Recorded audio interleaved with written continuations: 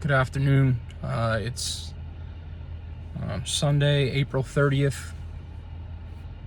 Just looking at my clock. I'm sitting in the car rather than doing this at home. I took a little ride. I didn't want to really talk and have my sons hear anything that I'm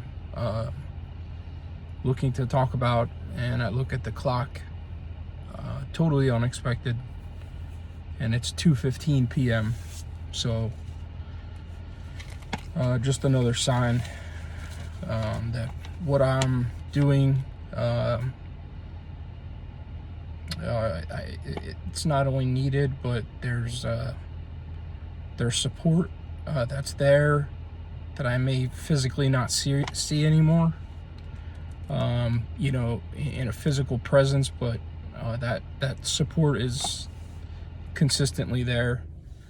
I did post a picture on my personal Facebook page about something that popped up when I was on Instagram this morning, and I looked up a restaurant that I went to last May, probably around May 23rd, if I'm completely accurate or not. I'm not sure. But and I went to Naples, Italy, and I went to a just outside dining place near the port, so that it wasn't too far away from the ship for me when I got back on the Disney cruise ship. It's called Palazzo Petrucci.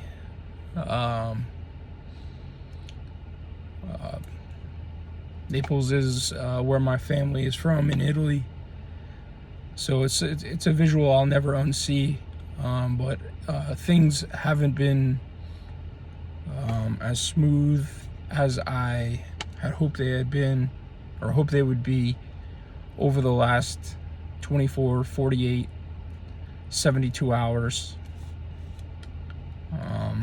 I guess in reality you could say in the last 7-8 years, and if we're being totally truthful, in the last 44 years. But to wake up and just scroll through my phone with no real purpose and come across that picture that I posted from that restaurant in Naples, which is where when I got off the ship and I brought part of Bolt with me into Naples, which was my first steps in Italy ever, and brought him to that restaurant. If you take a look at that picture and take a look at any picture I've ever posted of Bolt, I stared at that picture this morning when I saw it, and it was perfect. It was truly perfect. He was there, maybe waiting for me to come back, waiting for his brothers to come visit him there, but he was looking out in the distance. Looked exactly like how he looked the last time I saw him in February of 2020, and maybe knowing that I'm always looking at and I'm looking for him. But it was a beautiful picture. Naples is a beautiful city. I consider that my foreign home. And I look forward to going back, hopefully one day soon with my kids. Just as a disclaimer, I'm not a professional. I am not a licensed professional when it comes to anything about mental health, emotional struggles. I didn't earn a degree in anything like that. However, I believe I'm more than qualified, contrary to what people tell me, that I'm not qualified to talk about things like this. I had a request for anybody that were to watch this video later on, and I asked you, I said, look up a medical definition whatever medical site you find to be most useful. However, I'm going to post after I upload the video. I'm going to post a couple links that I came across that I found useful, I found extremely accurate, and that were very relatable.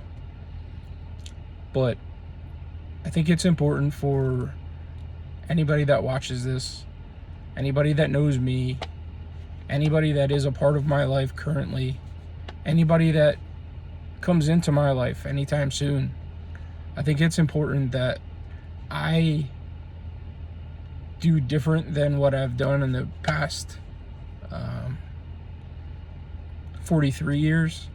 I think I put an end to that slowly, but I put an end to it last summer, end of summer, and I've been working hard. It's a struggle. There's days that aren't as easy, but I've tried to put an end to that suppression of keeping things in and accepting that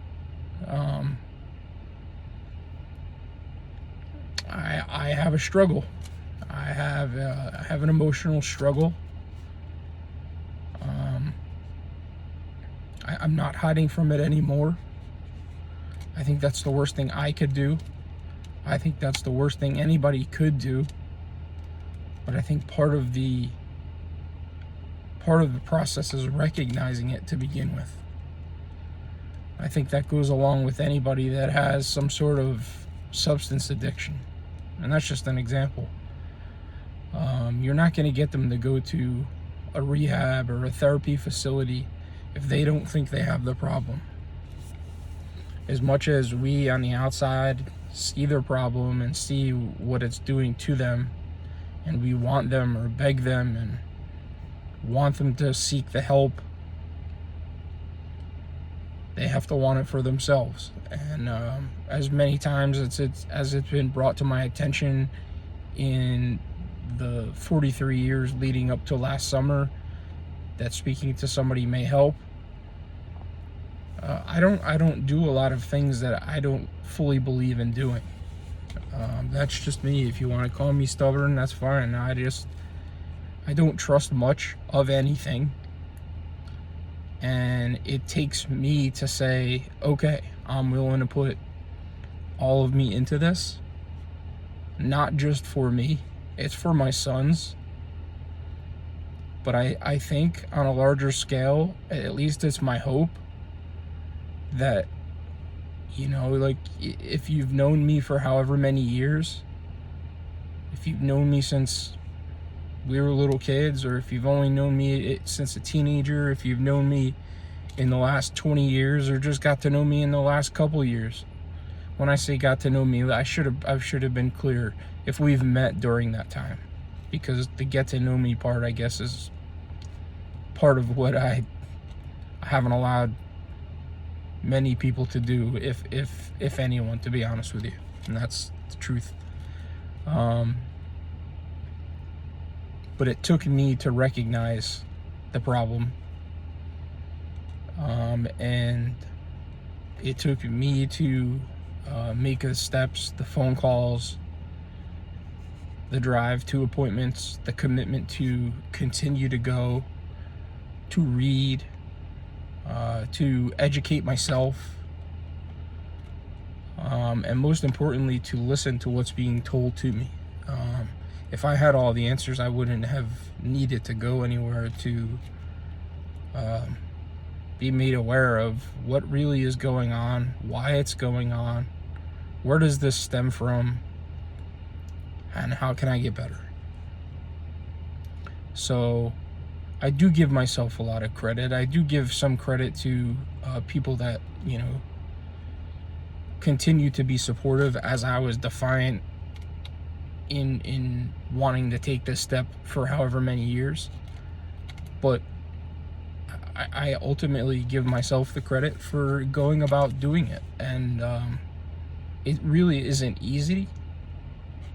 Although I do look forward to those appointments, I do look forward to the release of toxic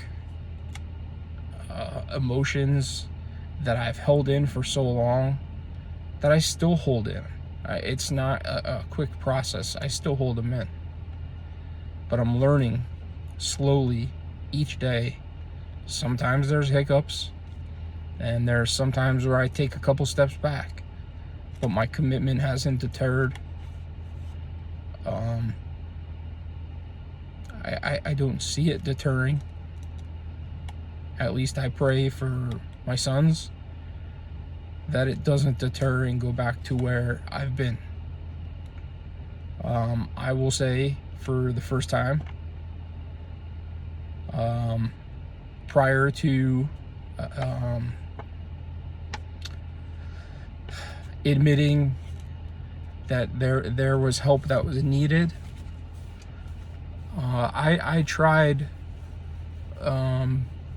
multiple times to take matters into my own hands, to rid myself of what it was that I was feeling, although I didn't know, I didn't know exactly what it was that I was feeling, other than I just felt in a really dark, bad place. And each of those times, as I've shared with very minimal people, when I say minimal, probably under 5,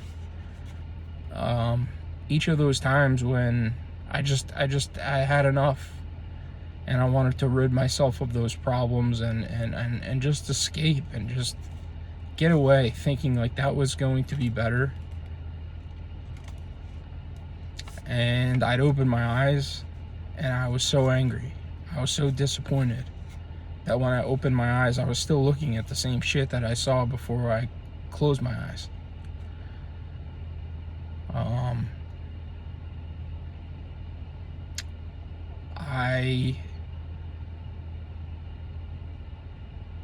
I don't know. I don't know if I can get in trouble for saying this, but I really don't have anything to lose. I'm going to say it anyway. I think I hit my lowest point in early to mid-February of 2022. I don't want to talk about the dates because that's only rehashing.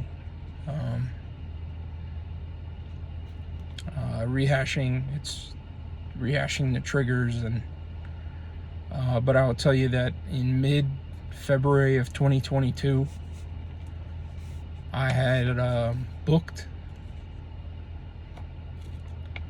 one of many Disney cruises that I took over the course of January, February, and March. I think maybe 6 total, which,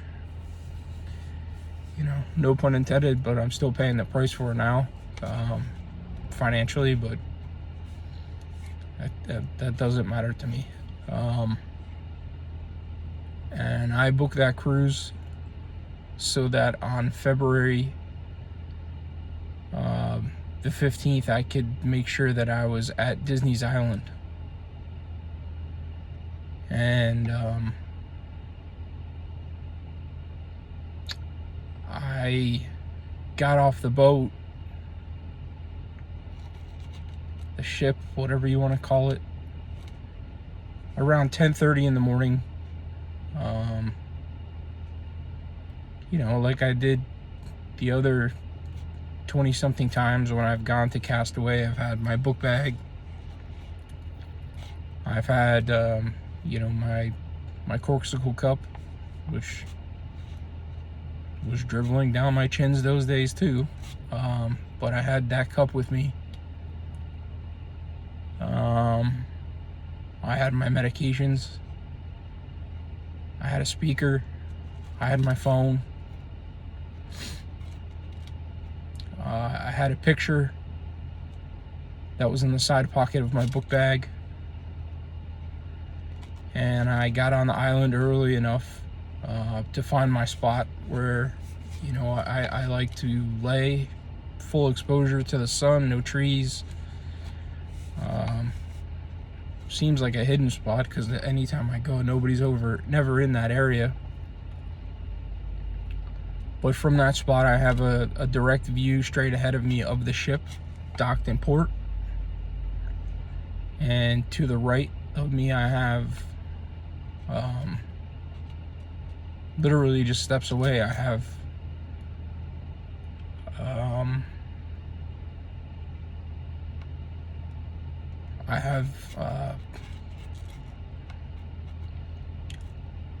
I have my peace to the right of me.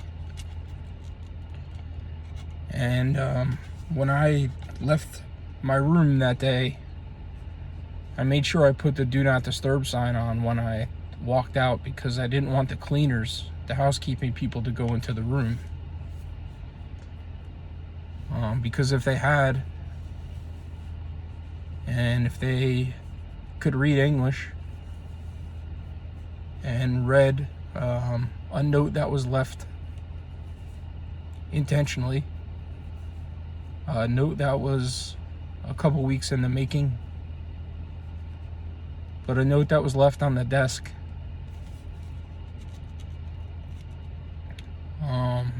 I'm fairly certain that someone would have been alerted,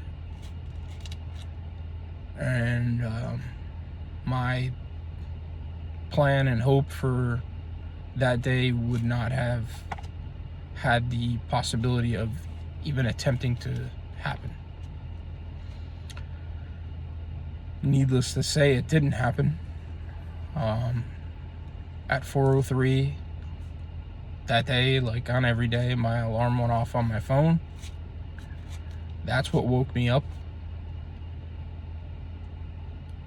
I was angry.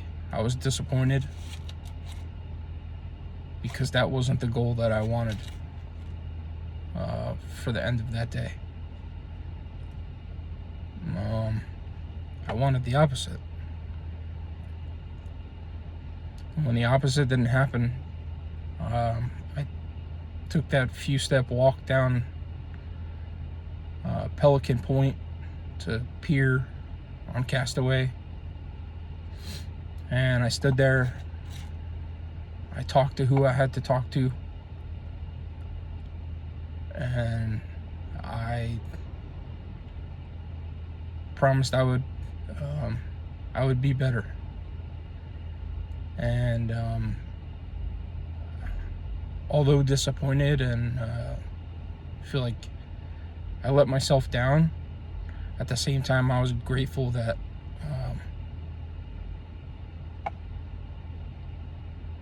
he essentially saved me that day. And I think his overall message was, Dad, like, I'm okay. And I want you to be okay. And I want Rocco and Giovanni to be okay. So it's not time to come and visit me yet in person. And that was a turning point. That was as I walked back to the ship, as I closed my eyes and took a nap, as I woke up and decided that I was not going out to dinner that night. I wasn't going to do anything social out in public. I stayed in my room, and I realized, okay, this is the second time in my life somebody has told me it's not my time. I'm not ready to have this journey end yet. And my disappointment and my anger turned to gratefulness. I was still hurt because I knew what I wanted to happen. But as time went on, days and weeks, my eyes were open to the bigger picture, and that was that I needed help. And that's when I decided that therapy was something I needed. I needed somebody professional, unbiased, genuine, who was willing to do the most important thing that I needed in my life at that time, that I needed in my life for the 43 years prior, and that I need in my life today. And that's just somebody that will listen. I often say that hearing and listening, I believe, are not the same thing. To me, hearing is a sense that we are either born with, born without, or lose over the course of our lifetime. Listening, to me, is a choice. It's a willingness to not just hear the words, but to understand the words, to let the words sink in, to educate yourself as to what was just said, and how can I help? How can I support? And as I go through these struggles up to today, up to this second, at 2:34 on April 30th,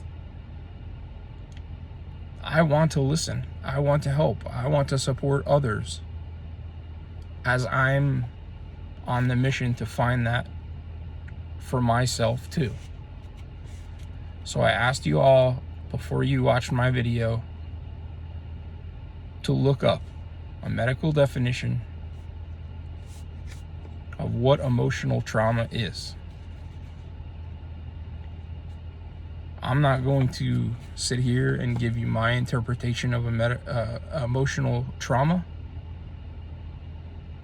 We can all interpret emotional trauma and what we've read about it online or heard about it from a counselor or somebody that we trust that's, educated in that field, or the definition we come up with it for on our own.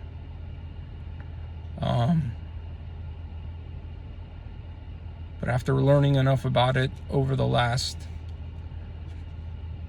I guess 9 months now, seeing the categories that, or what really falls under emotional trauma. What are the symptoms? What are the long-lasting effects? The best definition I could come up with that I will share with you of what I believe emotional trauma is the face on this video.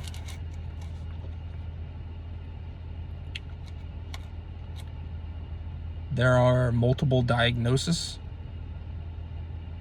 for what I go through, and I know I'm not alone. There are multiple diagnoses for what I go through, and I want to help other people that are dealing with the same thing. There are multiple diagnoses of what goes on in my life, where it's come from, what the triggers are, and the negative stigma around it. But that's where I say, I have to remind myself, but that's where I say to anybody else that feels that they may be in the same position, you're not alone. I'm here for you.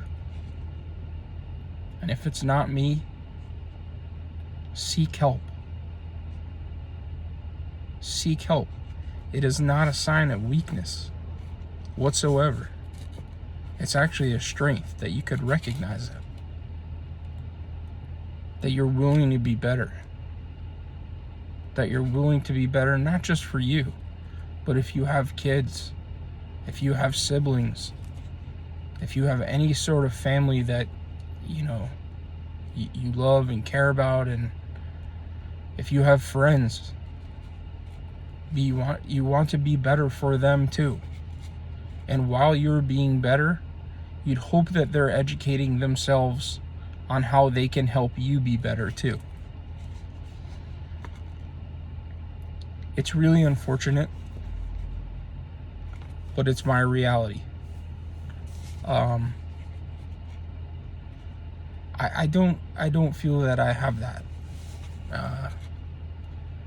And I think the main reason I don't feel like I have that, there's two main reasons. Is because I kept so much in for 43 years to where people didn't even know who I was.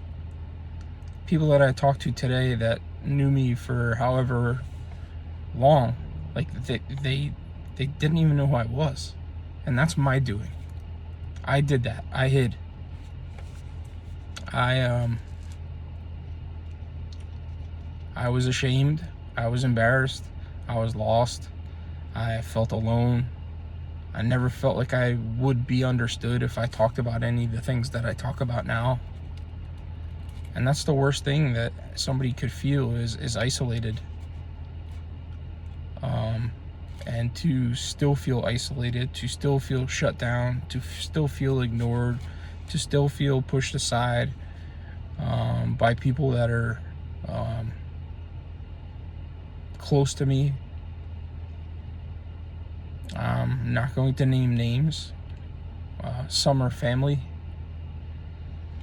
People that continue to pull triggers that they've been made aware of that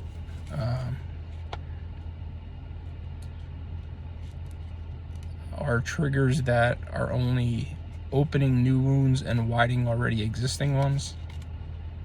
As long as they continue to do that, they don't have a place in my life.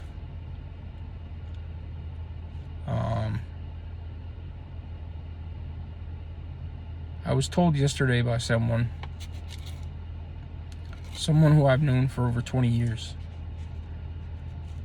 And it's really hard because over the course of that 20 years, I never really allowed them to see who I was and to hear what they thought I was or the perception that I gave off. What exactly was said to me was, I thought you had one of the toughest shells of anybody I've ever known. And I may have laughed, but not in a funny way. It was more of a, you have no idea way. I clearly did my job in hiding it from this person. I'm not proud of that, but that's the truth. I am glad that I did hide it, because I would have never been prepared to talk about it, to have a healthy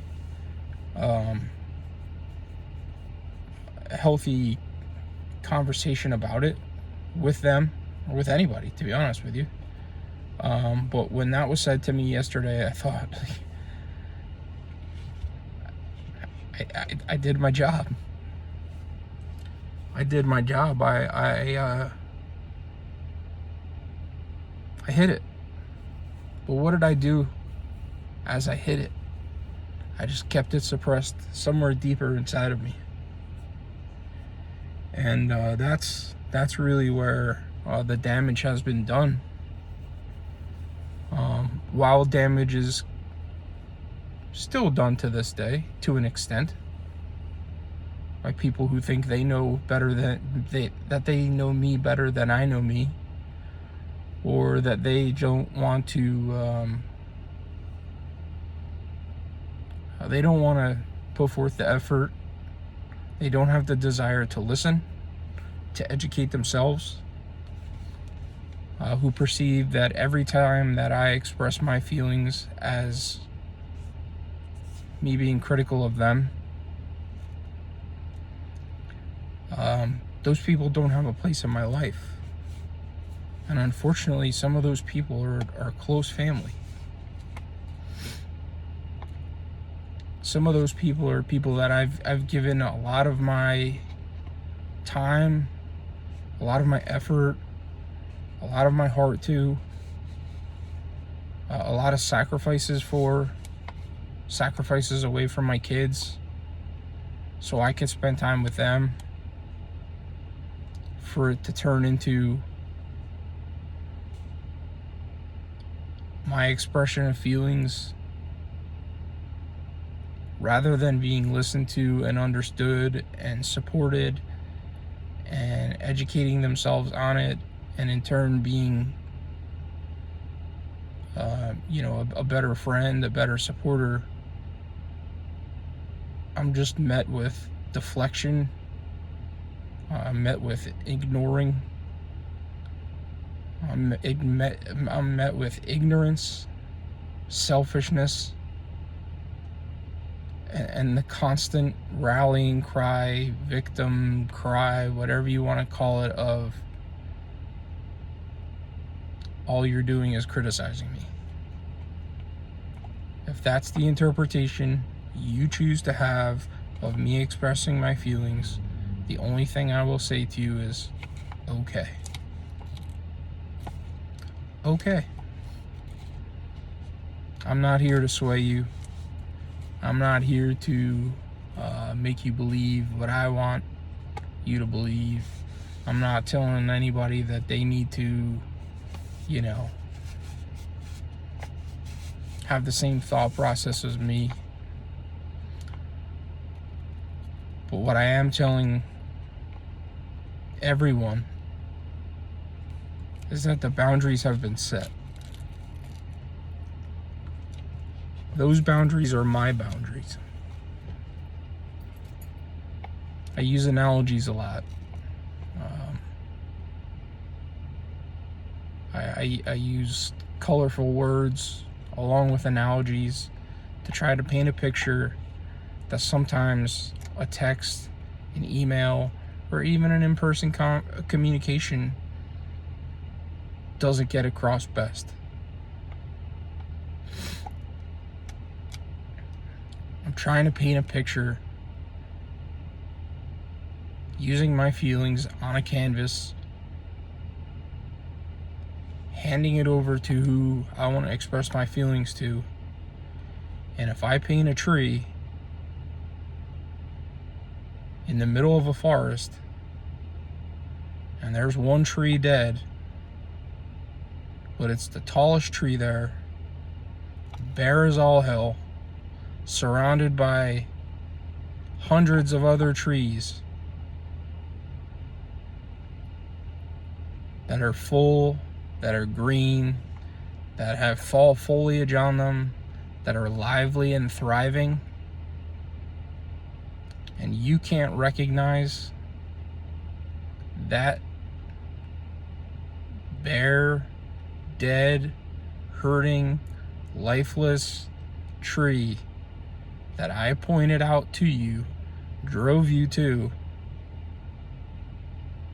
took a picture of, and painted a picture on a canvas for you of, and you can't recognize that?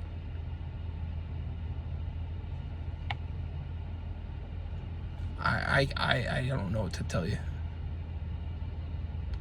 I don't know what to tell you. It's a sorry, sad, callous, cold, heartless way to live and see the world and perceive what others have to share. But at the end of the day, that's not my problem.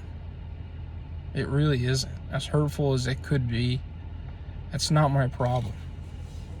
And that's something I'm proud of in the last few months, of realizing in my own growth the choice that others make to not grow also. To just defiantly be unwilling to listen, to understand, but to continue to play their victim role. It has no place in my life. It has no place in my life. I've been asked a few times, why do I talk so openly about these issues regarding me and personally with what goes on within me? Why do I do it? Why do I have to make it public? Why do I put posts on YouTube and make them public for anybody in the world to see? Why do I share them on my Facebook page with friends, with family? Why not? Anybody have a good answer? Why not?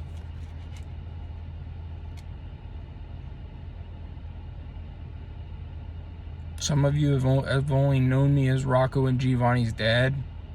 You've only known me to be a baseball coach. You may only remember me as somebody that passed you in the hallways in high school or in middle school or in elementary school or on the playgrounds back home in Toms River or Belleville, New Jersey. Well, why not let you know who I really am?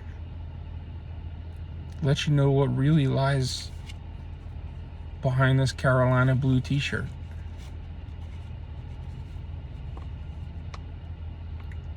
Why not let you know? Why hide behind what I hid behind for so long? This isn't for attention. This isn't a cry for help. In fact, it's the total opposite. It's a therapeutic method that I have along with writing, which I know I'm good at. But it's a way to express myself on a bigger platform than within the walls of my house, than within the environment of immediate and extended family on deaf ears. And I don't choose to put my energy into those atmospheres anymore. I'd rather put my time and my energy into things like this. A, to let you know who I really am. To let you know where I come from. To let you know that some of the really nasty, cold, hurtful, betraying, just regretful acts that I've possessed or committed over the course of my life don't have an excuse.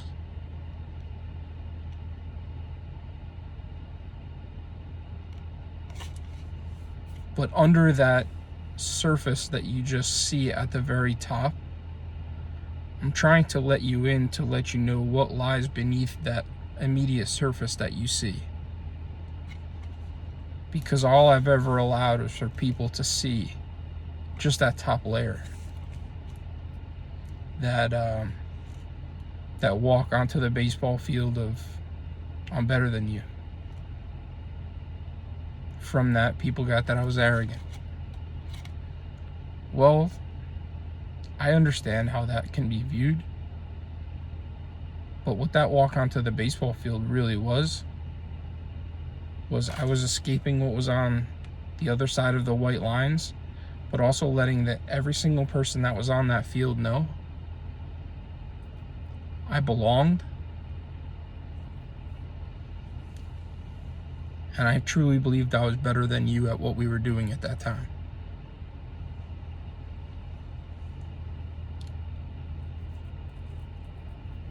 Whether it was my need at the time to lash out at family when things were said the wrong way, when actions were done that I didn't fully agree with.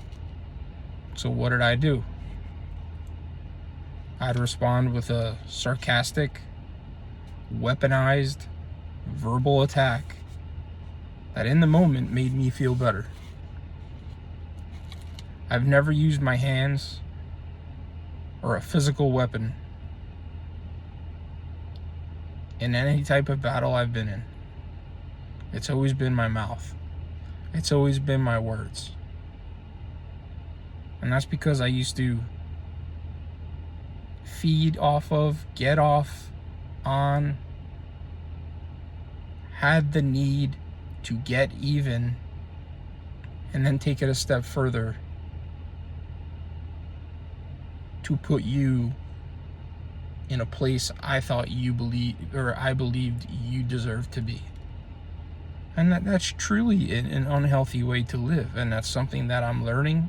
It's something that I know I've gotten better at.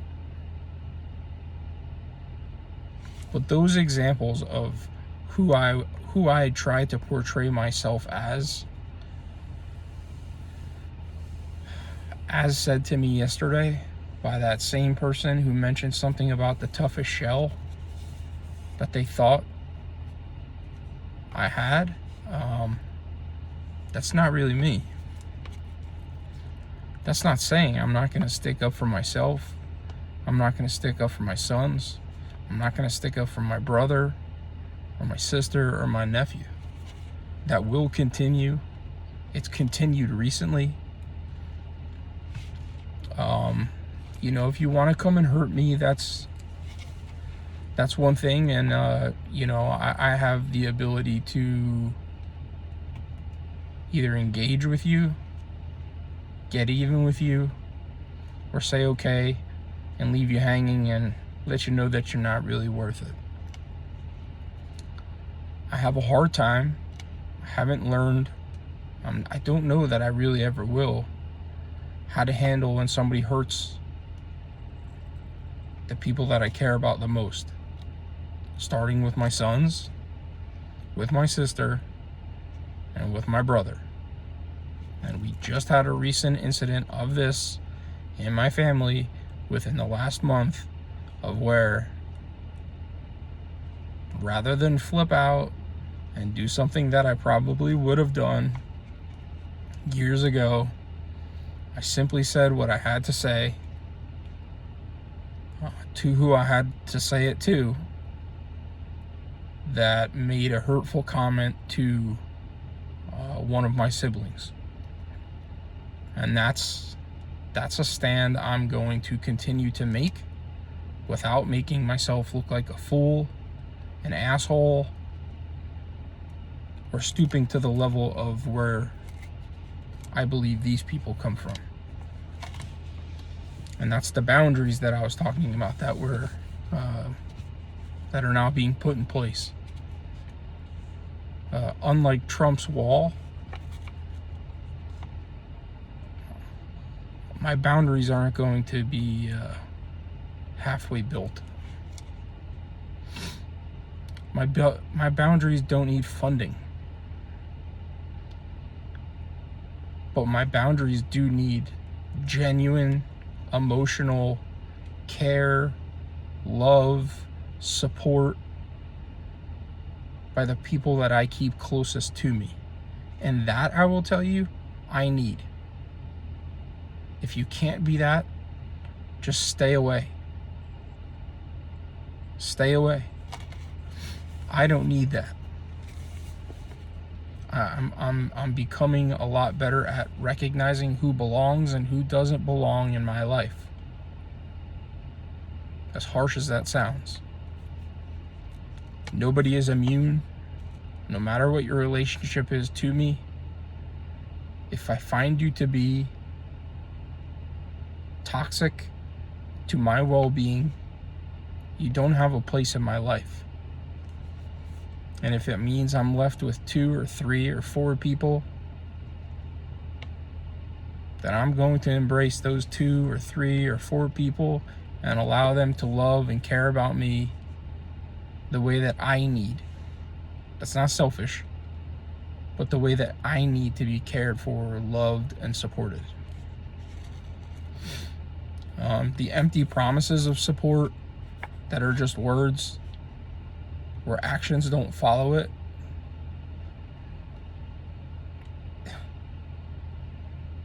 one thing I do agree and see eye to eye with my mother about is something that she's said to me since I was younger. Think before you hit send. So if you're about to hit send to something to me and you haven't really thought it through, or if you don't think that you're really going to follow through with the words and the promises that you are making, delete the text, delete the email, don't leave the voicemail, because it's not going to end well. I'm finding that failing to speak, failing to express myself is failing me. When I fail me, I fail those around me. I'm no good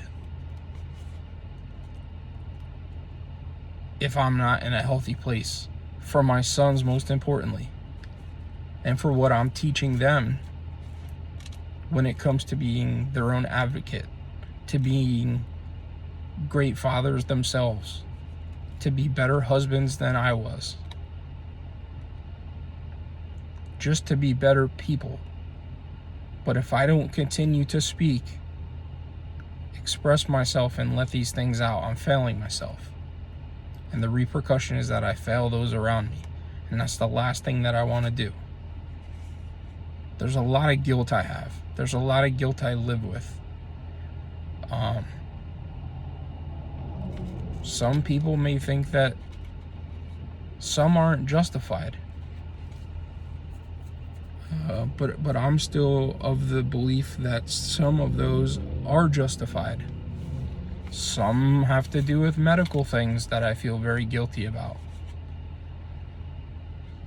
But I didn't choose to be in those positions. I'm fortunate to be in the position I am now. But I live with a lot of guilt. And through therapy, I'm learning to cope with that, to rehabilitate that, and not have those feelings linger for as long as whatever my time left here is. I think it's just such an important thing to, get out what it is that you're feeling in an honest, a completely, fully honest way. And having a support system that is going to genuinely care enough to want to listen to you. Again, I'll repeat what I said before. Not just hearing what you said, but to listen and absorb and to take in, so that hopefully they can educate themselves. You can help educate them. Provide them with information that you may find in a doctor's office, a counselor's office, online. Give them the tools if they're not willing to go look for the tools themselves. And if they still don't want to do it, well, then I think your answer is right there. It's those empty words, the empty promises that just don't do it for me. I can't do it. I did it subconsciously for so long, and now look at where it got me. I turned 44 a little over 2 months ago. It's really unfortunate. It's sad that at this point in my life, I still don't trust anyone. I don't trust anyone. And it's not a burden that I ever want to put on them. And I don't ever even tell them that, because I don't want them to feel that burden. But 18 and 15-year-old sons are genuinely the only two people that I have, that I trust, that I'm around on a regular basis. I do have a friend. He's more than a friend. He's more than I probably deserve. And I trust him. We talk often. We talk about deep things. We share things that are going on in our families. Things that sometimes bring us to tears. Sometimes things that are just our dark sense of humor that only he would get or that I would get. But regardless, I trust him, and I go to him, and I'm grateful for him. But I would love to get to the point to where I have a wider support system that I trust, because I think that's something that is really vital to my continued existence, at least in a healthy way.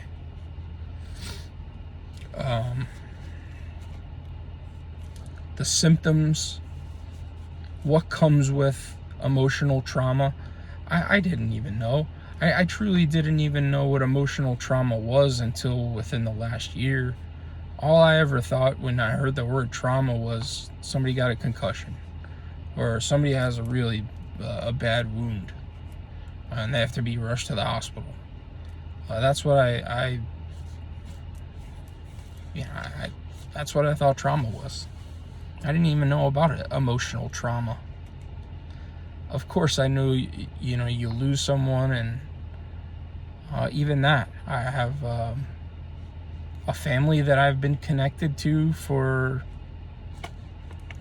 almost 25 years, 24 years, that is going through an unthinkable trauma for the second time in the last 8 months.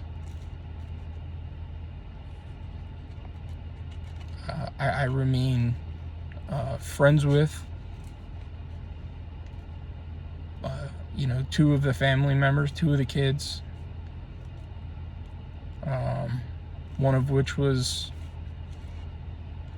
one of the first people I gave my heart to as a teenager.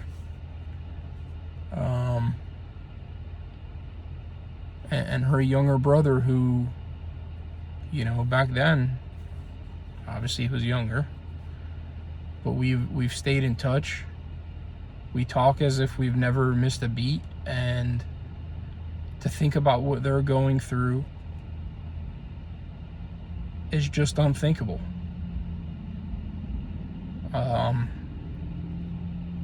And I empathize with them, and I think of the emotional trauma that they're going through, and the effects that that I'm now learning that come with the emotional traumas I've been through. Yeah, I've lost family members. I'm grateful to have my core immediate family still intact. I've lost family members that, were one in particular who meant the world to me as a young boy. He was, my father figure, in a sense, to where he was the one that came to my sporting events, and we went to sporting events, Devils games mainly, a lot together. But he opened his heart, he opened his arms to me, although he had a son of his own, and he passed early in life, in 1991 to be exact. And he's the one that grabbed my hand in March of 2015, and told me that you need to take care of yourself. You need to take care of yourself. As I was hooked up to the ventilator for 4 days. You need to take care of yourself, he told me. At that point, he'd been gone for, 24 years, if I'm doing the math right? So, I've experienced that. I've experienced other things that I've discussed on here in my childhood. There's a lot. There's just a lot, and the symptoms that come with them, I never knew that, it's possible that I can't fall asleep at night or stay asleep for more than half hour, an hour at a time, and that, I have had unhealthy friendships, relationships, or some of my physical, medical issues, like some of these can be attributed to this, and I had no idea. I had no idea until I started educating myself over the last 9 months, and I have, my therapist to credit for that also. But at the end of the day, I do give myself a lot of the credit for stepping up and saying, like, I need to do something different, or else I'm not going to be here. And I want to be here. I want to be here for my kids. I don't want to be called grandpa. I don't want to anything like that, but I want to see my kids' kids. I want them to come up with a good nickname to call me instead of grandpa. It just sounds too old. But I want to be around. So I need to continue to be better for me, which means I need to surround myself with better people. I need to take better care of myself, because if you looked up, like I asked you to, look up the definition of emotional trauma, and if you scroll down enough and you saw these symptoms, depression, anxiety, physical, medical things arise, PTSD, lack of sleep, poor eating habits, weight gain, weight loss. That's just not, that's not something I want to continue. And although I took a stand in at some point last year and decided that I was going to go down this healthier route and find someone to speak to, it's still a work in progress. I need to find better people to surround myself that are willing to listen. And that's, I think, a huge thing is listening. I let me take that back. I think that's the key thing, is to listen. Listen on top of wanting to educate yourself on how to help support the person dealing with these traumas. And I'm doing the same for people that I'm recognizing may be dealing with the same or somewhat close to the same things I'm dealing with. And that's a vow that I will continue to make. And if I need help, and I need to be told that I'm not doing it in the best way needed for them, I need them to speak out, and I encourage them to speak out, and I won't take it in a critical way, because I know that they need help.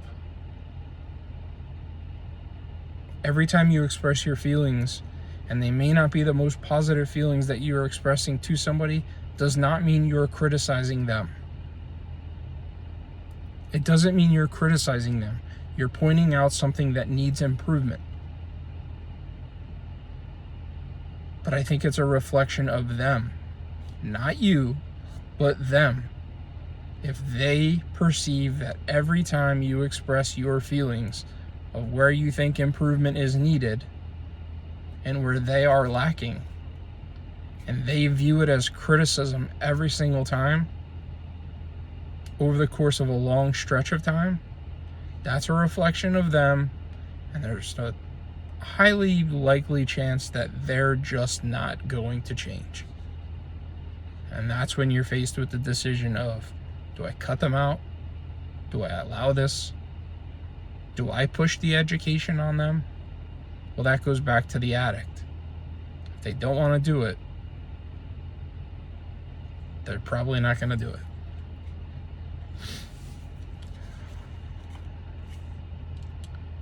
The last thing I'm going to say is I was told recently by someone to just forgive all the things that have gone in my life. Forgive it. In quotes. I wrote it down because I have it in text. But I wrote it down as a talking point here was, in quotes, was just forgive, just move on.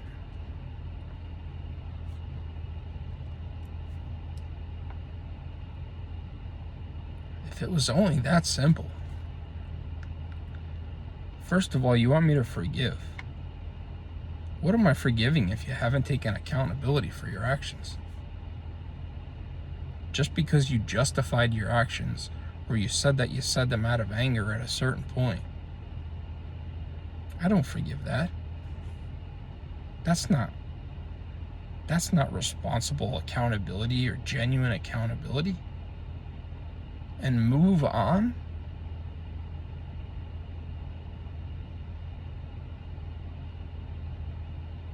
Sir, you fell off your motorcycle and broke your leg.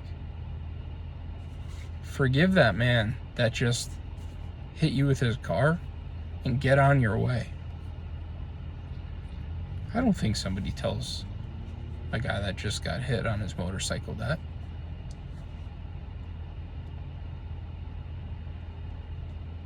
The police come to your house, or come to the house, not your house, God forbid. They come to the house. Oh, well, my wife beat the shit out of me. She threw objects at me, left a bruise, left me with cuts. And the police officer says to me, hypothetically, sir, it's not that bad. Just forgive the situation. Trust that it's not going to happen again and move on.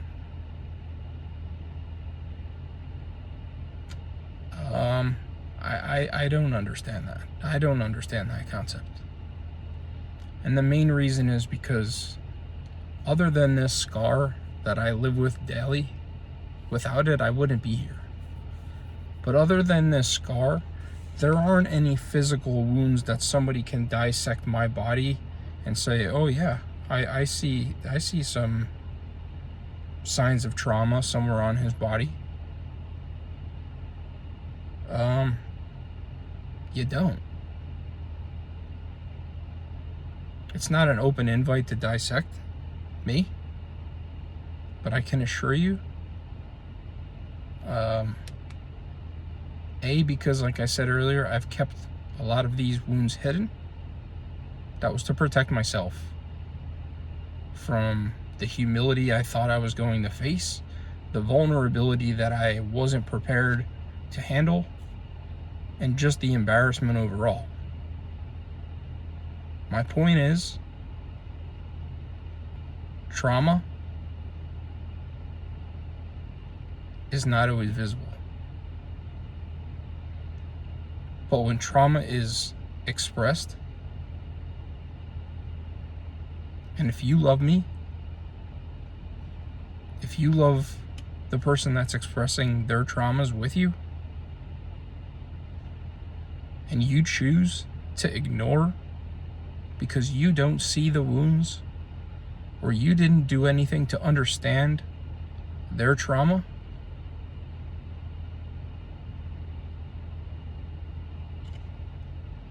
you have a problem.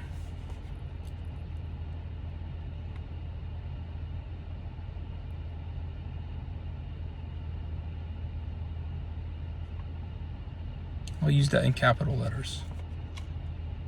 You have a problem. If you cannot do that for somebody that you claim to love, that tells you they love you back, but isn't always perfect, will never be perfect, you have the problem. That's not a reflection of me.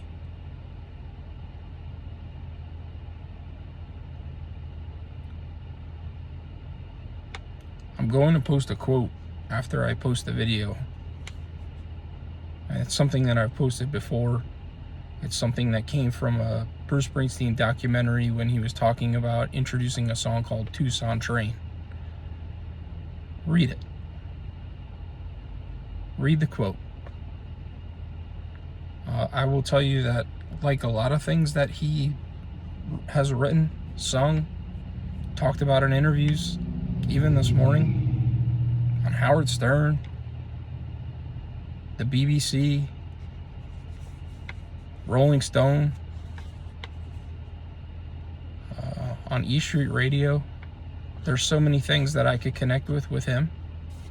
But this quote, I think, is very telling. It shows his vulnerability and his struggle with depression and where he's been in his life and where he still currently is at times. It reminds me I'm not alone. And my goal is to remind you, by sharing all of me, that you're not alone either. I genuinely do love. I'm learning how to love better, but I know how to love the way that I know how to love. There are people that I love that I still find a way to hurt. And that is to keep them at a certain distance because of the trust I don't have in them.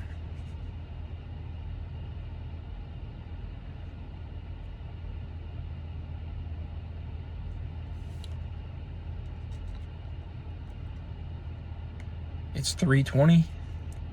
It's been over an hour. I'm going to post this video now, and I'll post a quote from the Bruce Springsteen documentary underneath.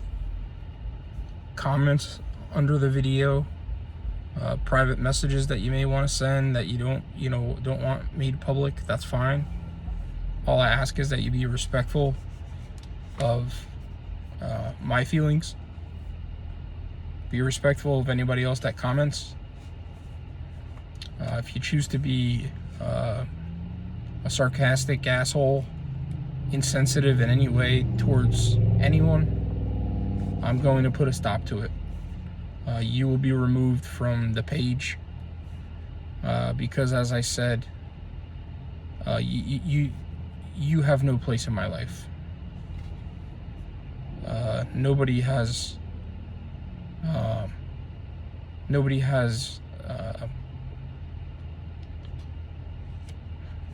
immunity and